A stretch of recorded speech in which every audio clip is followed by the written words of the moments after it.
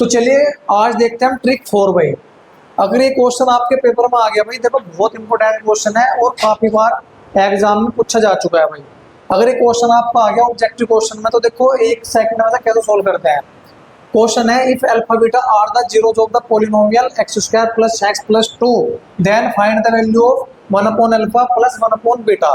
यानी जो तुम्हें वो अल्फा बीटा जीरोस दे रखी है, इसके रेसिप्रोकल का सम निकालना भाई। ठीक है, तो देखो इसका तुम एक फॉर्मूला याद कर लो, माइनस के बी अपॉन सी।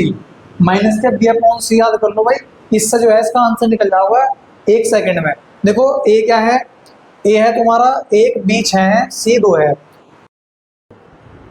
तो देखिए बी क्या है, देखो बी है 6, तो माइनस का 6 और सी क्या है 2, तो माइनस के 6 बटे 2, 2 से कट गया 6 3 बार, तो माइनस का 3 आंसर है भाई, option number A correct answer है, ऑप्शन नंबर ए।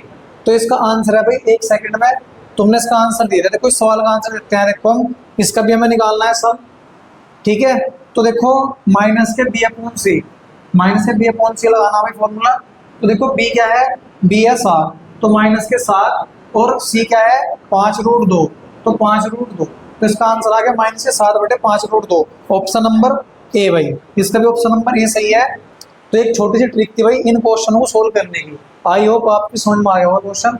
तो चलिए अब हम बड़े मेथड से सोल्व करते हैं इस क्वेश्चन को। कैसे करते हैं बड़े मेथड से, अगर ये क्वेश्चन हमें 2 नंबर का आज हमारे पेपर में या 3 नंबर का, तो उसे कैसे सोल्व करेंगे। तो चलिए सबसे पहले हमें इसका सम निकालना। तो सबसे पहले हम क्या करते हैं, सवाल में पहले निकालते हैं सम ऑफ जीरोज। तो हम सम ऑफ जीरोज निकाल लेंगे, सम ऑफ जीरोज। तो सम ऑफ जीरोज क्या होता है, alpha plus beta equal to होता है माइनस के बी अपॉन ए। ये फॉर्मूला आपने पढ़ा होगा। ठीक है, तो बी क्या है, बी है 6, तो माइनस के 6, ए का मान क्या है 1, तो माइनस के 6 आ गया सम ऑफ जीरोज। अब निकालते हैं product of zeros. Product of zeros, जो प्रोडक्ट ऑफ जीरोज होता है अल्फा बीटा बराबर सी अपॉन ए। तो सी का वैल्यू क्या है 2 और ए की वैल्यू क्या है 1, तो प्रोडक्ट ऑफ जीरोज आ गया 2। अब हमें निकालना, देखो इसकी वैल्यू निकालनी है। तो देखो इसकी वैल्यू कैसे निकालते हैं, बीटा की गुणा इसमें करते हैं, अल्फा की इसमें करते हैं, तो ऊपर हो जाएगा अल्फा प्लस बीटा और अपोन में जाएगा अल्फा बीटा। ठीक है भाई, तो अल्फा बीटा का मान क्या था, माइनस का बी अपॉन ए, और अल्फा बीटा का मान क्या था सी अपॉन ए।